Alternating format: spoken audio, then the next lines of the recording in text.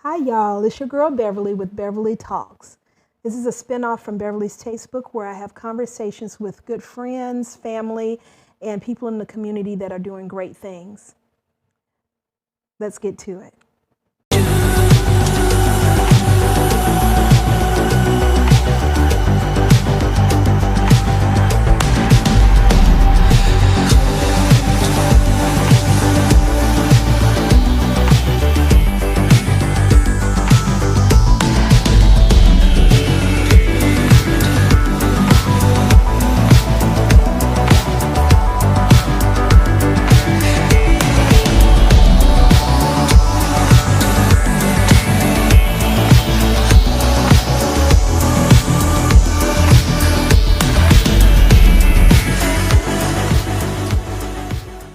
Sister girl, my sister, my friend, it is so good to see you again. The last time I saw you was November 14th, 2019, and you were doing a live show with Jay McGuire and God's Band, and it was at the restaurant, and we had so much fun. And then I saw you 2 weeks ago.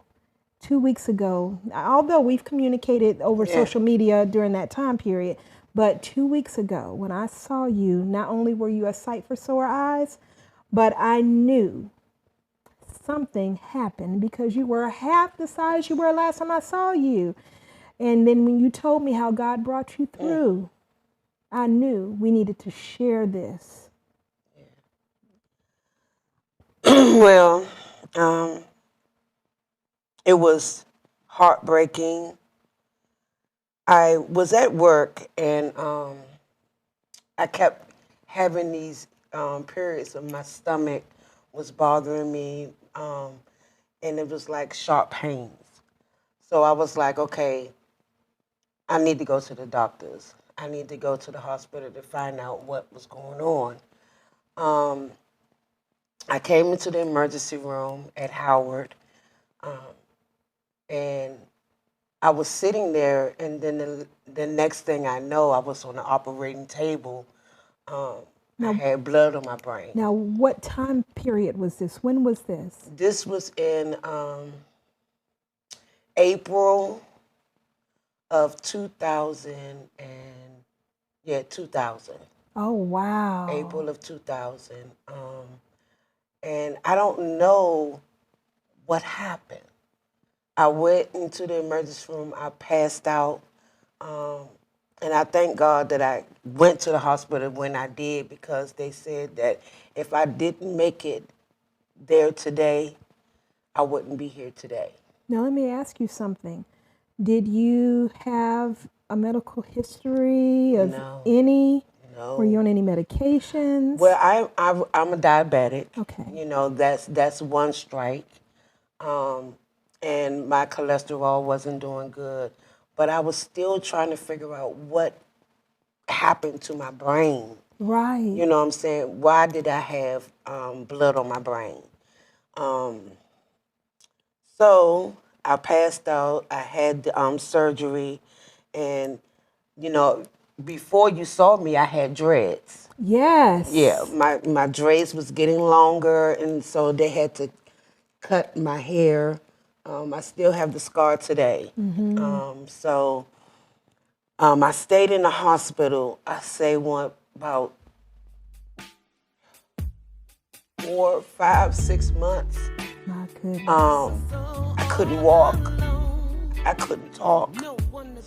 I had to learn how to do everything over again. And at this point, I was thinking like, God, what happened? You know, what happened to me that I'm in this predicament? And then I had to get people to help me do everything. Now, how did your children? Oh my God. Girl, because I know you have 4 boys and 2 girls. Yes, and one of your boys, he is the youngest. Yes. And your other children are grown-ups. Right. So how was that on them? Okay, so my daughters, they strong women. They're very strong. Aisha Johnson, that's my next to the oldest daughter.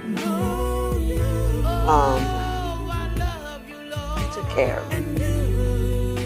You know, she bathed me. She helped me get through. And even though the rest of my children was there for me, they love me and they want me to do better. But she was my rock for that period of time. And I had to go to rehabilitation center so I can learn how to walk again.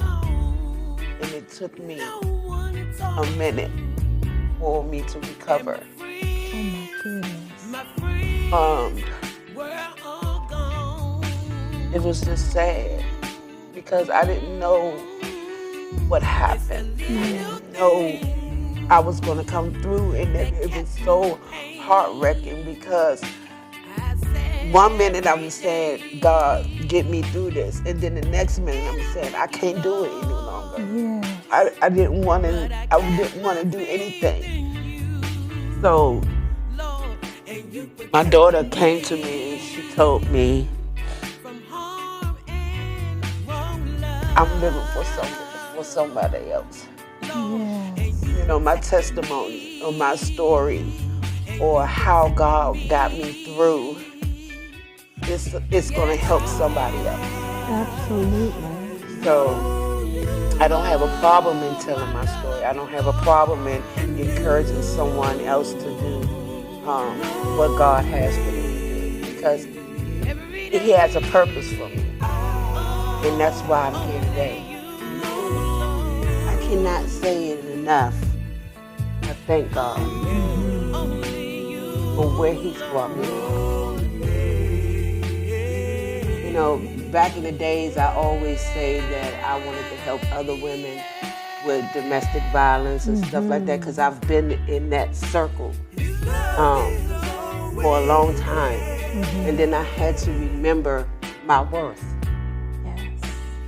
I had to remember that, because if somebody do you wrong and you're a child of God,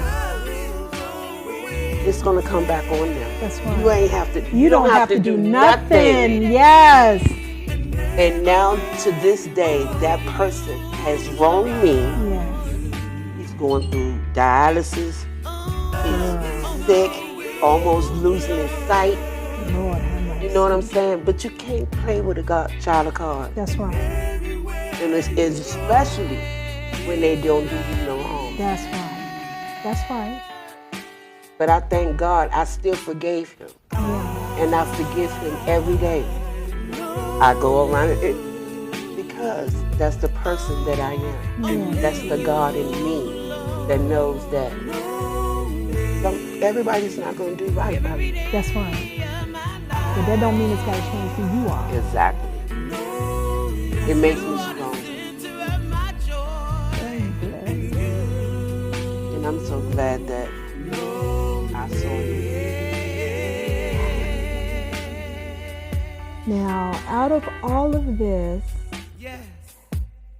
you were blessed with a song. Yes, I am.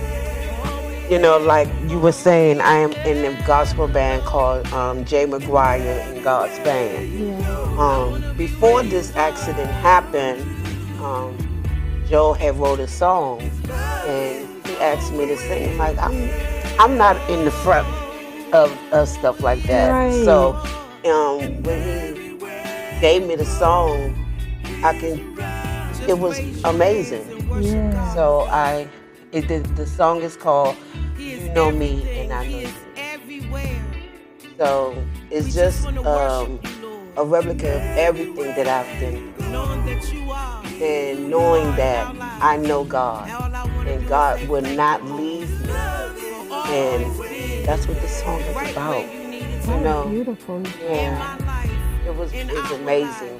Now looking back on everything that I've been through, my struggles, He got me. He got me. That is a blessing. So, everyone, the name of the album is Psalms 91, J. McGuire. And on this album is Tawana's song. It's her song. I know you, you know me.